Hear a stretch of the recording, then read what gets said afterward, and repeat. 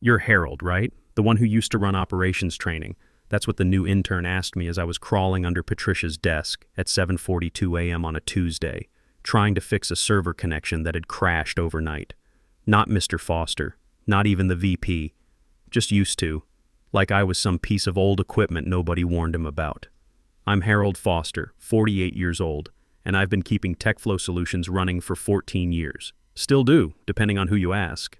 The kid chuckled nervous-like, probably thinking I was making a joke. I wasn't. 14 years building this company's backbone, training protocols, operational systems, everything that made this Denver outfit more than just another tech startup burning through investor money.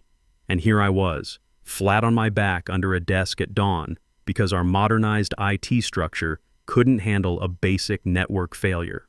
Welcome to operations training, also known as the department nobody remembers until everything falls apart or someone needs a scapegoat. Don't get me wrong, I didn't need applause. Never did in the Army, didn't expect it here either. But watching executives I'd trained from day one get corner offices while I got birthday cake in the break room, that's a special kind of reminder about where you stand in the food chain. See, I came to TechFlow straight from 16 years military service. Army logistics, if you want specifics. Started as an 18-year-old kid who thought he knew everything, ended as a master sergeant who actually knew how to make things work. The transition from desert camps to corporate offices wasn't as hard as people think. Same principles apply. Plan ahead, document everything, keep your mouth shut until you're ready to move. When I got here in 2010, TechFlow had maybe 35 employees and our CEO still used AOL email.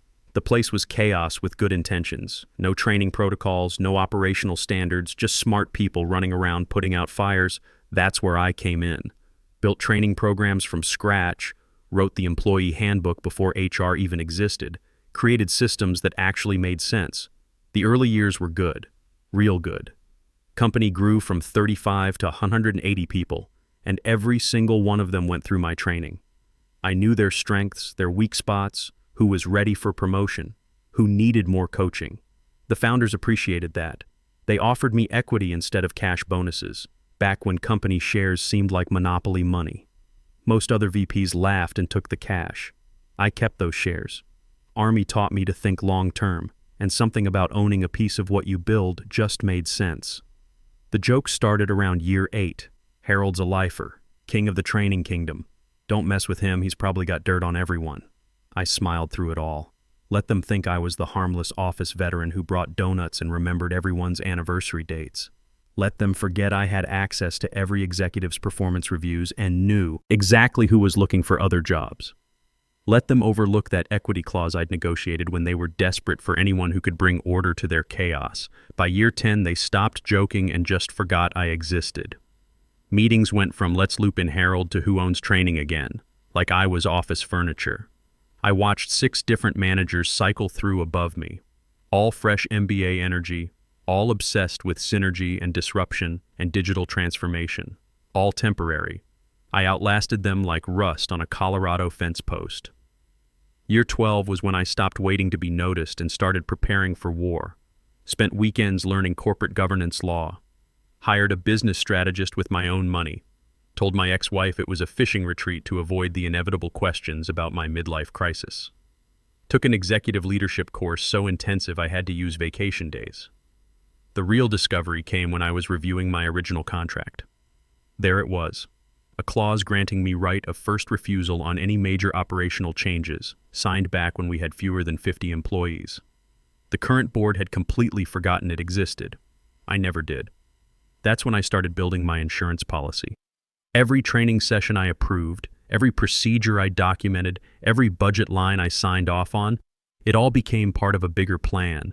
Those vanity courses they like to joke about, corporate governance seminars, legal strategy workshops, leadership succession planning. I wasn't just teaching new hires how to use our software. I was preparing for the day someone would try to push me out. By year 14, I was what you'd call institutional memory. The guy who knew where all the bodies were buried, who remembered why we did things certain ways, who could fix problems that didn't even have names yet. I said nothing when the board brought in their golden boy CEO with his startup attitude and fancy cologne. Said even less when they hired his protege, some 26-year-old MBA who thought experience was something you put on LinkedIn. But I documented everything. Every questionable decision, every budget cut, every time they mocked the old guard in meetings they thought I wasn't listening to. Because guys like me, we don't shout when trouble starts brewing. We just pull out the files we've been keeping, check our legal standing, and start planning the counteroffensive. The new CEO, Randall, arrived like a tornado of LinkedIn wisdom and expensive suits. The board practically gave him a parade before he'd even found his office. Disruptive leadership, they called it. Fresh energy for a new era. Translation: younger, louder, completely disconnected from the company he was supposed to understand. Then came Catherine Wells, and that's when my patience really got tested. Catherine Wells strutted into TechFlow on a Wednesday morning like she owned the place. All 26 years of her fresh Wharton MBA still warm in her designer briefcase, wearing a suit that probably cost more than most people's monthly rent. She had that kind of confidence you only get when daddy's writing the checks and failure isn't really an option. Her title: Chief Innovation Officer. Her mission, according to the company-wide email: strategic optimization of legacy operational structures. Her favorite phrase, which I heard about 6 times in her first week: legacy overhead. I became fluent in Catherine speak pretty quickly after that. See, Catherine wasn't just any MBA hire. She was Randall Wells's daughter. Yeah, Wells. Same last name, same entitled attitude, same complete disconnect from how things actually worked around here. Randall had invested heavily in TechFlow about 18 months earlier, bought himself a board seat, then apparently decided his little princess needed a playground to practice her business school theories. 3 days after she arrived, Catherine called an all-hands culture realignment session. That's corporate speak for I'm about to mess with everything you've spent years building. She stood up there in the main conference room, clicking through slides full of buzzwords and acronyms, explaining how we were going to streamline our human capital development infrastructure. Operations training. My department, the thing I'd built from nothing, was getting rebranded as HPEX. Human Performance Excellence, or some garbage like that. I watched my team's faces during that presentation. They looked like deer caught in headlights, glancing over at me every few minutes like they were waiting for me to stand up and tell this kid where she could stick her performance excellence. I didn't. Not yet. Army taught me to pick my battles, and this wasn't the hill to die on. Not when I was still gathering intelligence on the enemy, because that's what Catherine was, make no mistake. She wasn't some misguided kid trying to make her mark. She was systematic about dismantling everything I'd built, piece by piece. Started with my team. Within 2 weeks of her realignment, half my people got lateral opportunities in other departments. My senior trainer, guy I'd mentored for 5 years, suddenly found himself exploring cross-functional growth potential in supply chain management. The other half? They got new reporting structures. Instead of coming to me with questions, they were supposed to route everything through Catherine's strategic optimization task force, which was really just her and some consultant named Preston who specialized in ROI accountability, whatever the hell that meant.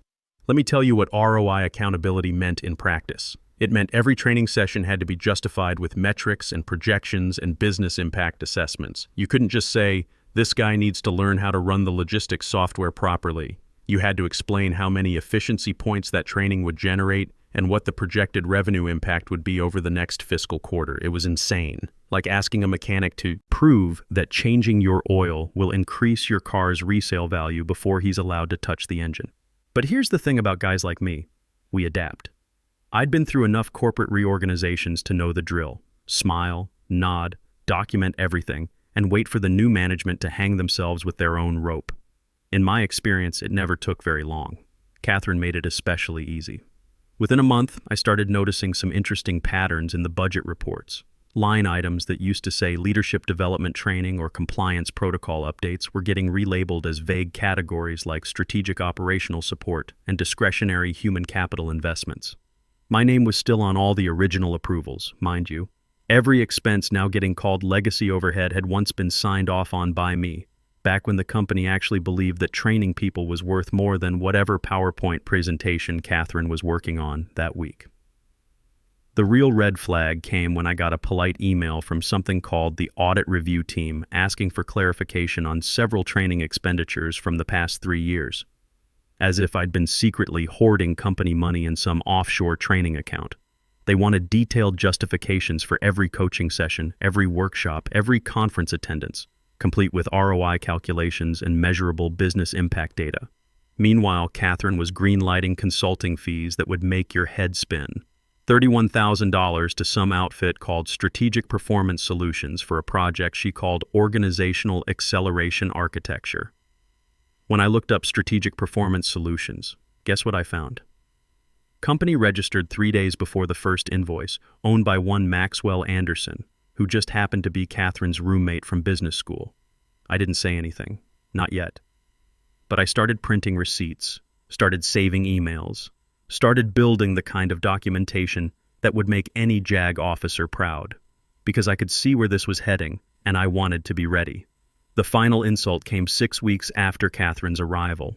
I walked into the office one morning and found a facilities guy removing my nameplate, not replacing it, removing it entirely. My corner office, the one with actual walls and a door that closed, was being reassigned for strategic optimization purposes. Where was I going? Cubicle 47, right next to the copy machine. No door, no privacy, just toner fumes and the constant sound of people making copies and complaining about paper jams. The facilities guy looked embarrassed as he handed me a cardboard box for my personal items. "Sorry, Mr. Foster," he said. "Orders from upstairs." I packed my stuff without a word. 14 years of service awards, family photos, the little cactus plant my daughter had given me for my desk. All of it fit in one sad little cardboard box. That's when I knew it was time to stop, gathering intelligence and start planning the offensive. That weekend I drove up to my brother's cabin near Boulder. No cell service, no internet, just me and a cooler full of beer and 14 years worth of righteous anger that needed sorting out.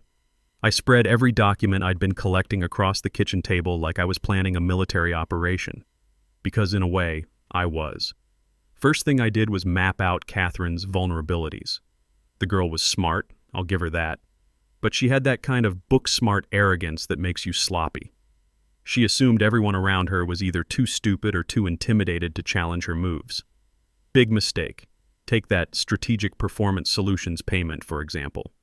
$31,000 for Organizational Acceleration Architecture. I'd done some digging, and here's what I found. Maxwell Anderson registered the company on a Tuesday, sent his first invoice on Friday, and got paid the following Monday. No competitive bidding, no vendor verification, no board approval, just Catherine writing checks to her buddy's brand new LLC. But wait, it gets better. That acceleration architecture report Maxwell delivered? I ran it through some plagiarism software a friend of mine uses for his college classes. Turns out about 80% of it was lifted straight from a McKinsey white paper from 2019. Same charts, same terminology, even the same typo, where they wrote organizational instead of organizational. Guy couldn't even be bothered to spell check his theft. So there's fraud and plagiarism right off the bat. But Catherine's real mistake was thinking she could erase my work without consequences. See, every training program I'd ever run, every procedure I'd documented, every system I'd built, it was all connected to actual business results. Real numbers, real outcomes, real value. When she started calling my work legacy overhead, she was basically arguing that training people was worthless. Try explaining that to the 47 employees who'd gotten promotions after completing my leadership development program. Or the 23 managers who'd successfully handled major client crises using protocols I'd taught them. I spent that whole weekend building what I called my evidence package. 3 folders full of documentation that would make any prosecutor weep with joy. Budget approvals with Catherine's signature authorizing questionable expenses. Email chains showing her dismissing safety training requirements. Performance metrics proving that departments I'd trained consistently outperformed those that hadn't. The really beautiful part was folder number 3, bylaws and governance documents. Remember that equity clause I mentioned? Turns out it was even stronger than I'd thought. Not only did I have right of first refusal on operational changes, but any shareholder holding more than 25% could call for emergency board review of executive decisions. And with my 28.7% stake, plus the shares held by 2 former executives I'd mentored who now served as advisors, we had enough votes to make Catherine's life very interesting. Monday morning, I came back to work with a new attitude. Still sitting in that cube next to the copy machine, still getting treated like yesterday's news, But now I had a plan. Started reaching out to my network, casual-like. Coffee meetings with former colleagues, lunch invitations to current board members, friendly check-ins with people I'd trained over the years. What I found was exactly what I expected. Catherine was making enemies faster than she could count them. The sales team was furious about her streamlined client engagement protocols that basically required them to fill out 20 forms before talking to a customer. The engineering department was ready to revolt over her insistence that all technical training be gamified with points and badges like they were kindergartners. Even better, I discovered I wasn't the only one she was targeting. 2 other longtime employees had gotten similar treatment, marginalized, demoted, moved to crappy offices. Catherine was basically conducting a purge of anyone who'd been there longer than she'd been alive. That's when I reached out to Patricia, our general counsel. Patricia and I went way back. I'd helped train her assistant when she first arrived, and we'd worked together on policy updates more times than I could count. Smart woman, sharp as a tack, and absolutely no tolerance for corporate BS. "Harold," she said when I knocked on her door, "I was wondering when you'd come see me." "Things have been interesting lately," I said. "That's one word for it." She gestured to the chair across from her desk. "What can I do for you?" I laid out my evidence package piece by piece. The fraudulent consulting payments, the plagiarized reports, the systematic dismantling of training programs without board approval. Patricia's expression got more serious with each document. "How long have you been documenting this?" she asked. "Since day one. Army habit." She smiled at that. "Harold, I need to ask you something, and I want you to be completely honest. Do you have any ownership stake in this company?" 28.7%, I said. "Plus voting proxy agreements with Calvin Rodriguez and Diane Morrison from the advisory board." Patricia leaned back in her chair. "Well, I'll be damned. Harold, do you realize what that means? That I can call for an emergency board review? That you can call for a lot more than that?" She pulled out a thick binder labeled Corporate Governance Procedures. "Have you read Section 12C lately?" I hadn't, but I did that night, and what I found there made me smile for the first time in weeks. 2 days later, Catherine called me into her office. Not the conference room, her actual office, the one that used to be mine with my fake plant still sitting on the windowsill. "Harold," she said, not bothering to look up from her laptop, "we need to discuss your future here." "Do we now? The board has been reviewing departmental performance metrics, and frankly, the return on investment for your training programs has been disappointing." I just nodded and waited for her to keep digging her own grave. "The board has concluded that your position no longer aligns with our strategic direction," Catherine continued, still typing while she talked to me like I was some kind of interruption. "Effective immediately, your role is being eliminated due to budget optimization requirements." She slid a termination packet across the desk. Standard stuff, severance details, non-disclosure agreement, the usual corporate goodbye kiss. But then she kept talking, and that's where she made her fatal mistake. "There have been concerns about some of your expenditures, Harold. Training sessions that weren't properly authorized, personal development courses billed as team initiatives. The company's being generous here, considering the misuse of funds." Misuse of funds. There it was. She was actually accusing me of the exact thing she'd been doing for months. The audacity was almost impressive. I picked up the packet, flipped through it slowly, then set it back down unsigned. "Catherine," I said, "I appreciate you putting this together, but I think there's been some confusion about my role here." "There's no confusion, Harold. You're terminated. Security will escort you out." "Actually, I'm a shareholder. 28.7% to be exact, which means I can't be terminated without board approval." For the first time since I'd known her, Catherine looked confused. "What are you talking about?" I pulled out my phone and opened my calendar app. "I've called an emergency board meeting for this afternoon. 3 o'clock. I'll be presenting some interesting findings about budget misuse and unauthorized expenditures." I smiled. "Hope you can make it." Catherine's face went through about 6 different expressions in the span of 10 seconds. Confusion, realization, fear, anger, then back to confusion. "You can't just call a board meeting. Section 12C of the Corporate Governance Procedures. Any shareholder holding more than 25% can request emergency review of executive decisions. I've got the votes lined up already." She reached for her phone, probably to call Daddy, but I was already walking out. "See you at 3, Catherine. Don't be late." The next 4 hours were the longest of my career. I spent them in Patricia's office, going over every document one more time, making sure our presentation was bulletproof. We had financial records, email chains, the plagiarized reports, even bank statements showing the payments to Maxwell Anderson's shell company. At 2:45, I walked into the main conference room. The board was already assembled, 5 members total, including Randall Wells looking like he'd rather be anywhere else. Catherine sat at the far end of the table, composed but pale. "Good afternoon, everyone," I said, setting my briefcase down. "Thank you for accommodating this emergency session." "Harold," Randall said. Catherine explained the situation.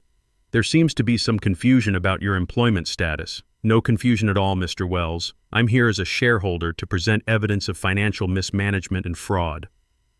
The temperature in the room dropped about 20 degrees. Patricia stood up with her legal pad. "If I may," she said, "we've documented several serious violations of corporate policy and fiduciary responsibility. For the next 30 minutes, we laid it all out. The Maxwell Anderson payments, the plagiarized reports, the systematic dismantling of profitable training programs without board authorization." Catherine's face got paler with each slide. The killer blow came when Patricia displayed the bank records showing Maxwell Anderson's company was registered to his college dormitory address and had never filed any business tax returns. "This isn't possible," Randall said, looking at his daughter. "Catherine, you assured me this consultant was properly vetted." Catherine finally found her voice. "This is clearly a setup. Harold's bitter about being let go, and he's manufacturing evidence to—" "Are you saying these bank records are falsified?" Patricia interrupted. "Because that would be a very serious accusation." No, I'm not saying that. Board member number 3, an older guy named Calvin who'd been with the company since the beginning, cleared his throat. "Catherine, did you personally approve a payment of $31,000 to Strategic Performance Solutions?"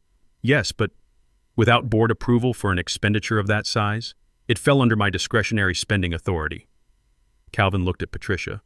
"What's the limit on discretionary spending for department heads?" $15,000 per fiscal year, Patricia said, "and that requires documentation of competitive bidding for any amount over $5,000. The room went quiet except for the sound of Randall Wells' heavy breathing. He looked like a man watching his retirement fund evaporate in real time. "Catherine," he said finally, "please explain how you authorized a $31,000 payment to a company owned by your college friend without proper approval or competitive bidding." "I was trying to move quickly on strategic opportunities. The company needed you to follow established procedures," Calvin interrupted. "Harold, what are you proposing?" I stood up slowly. "I'm proposing we accept Catherine's resignation and conduct a full financial audit of all expenditures since her arrival. I'm also proposing that the board consider interim leadership arrangements while we search for a new Chief Innovation Officer." "And I suppose you think you should be that interim leader?" Randall said, but his heart wasn't in it anymore. "Actually, yes, I do." I opened my briefcase one more time and pulled out the original equity agreement from 14 years ago. "I've been with this company longer than anyone else in this room. I know every system, every process, every employee, and I've never paid my college roommate $31,000 for plagiarized reports." The vote was 4-1. Guess who the one was? By 5 p.m., Catherine Wells was no longer employed by TechFlow Solutions. By 6 p.m., I was sitting in my old office, my office again, with my nameplate back where it belonged. This time it read Interim Chief Executive Officer. The fake plant was still there on the windowsill, still alive, somehow, after all these months of neglect. Turns out some things are harder to kill than they look. Harold Foster, 48 years old, ex-Army logistics specialist, current CEO of TechFlow Solutions. Sometimes the old guard doesn't just survive. Sometimes we win.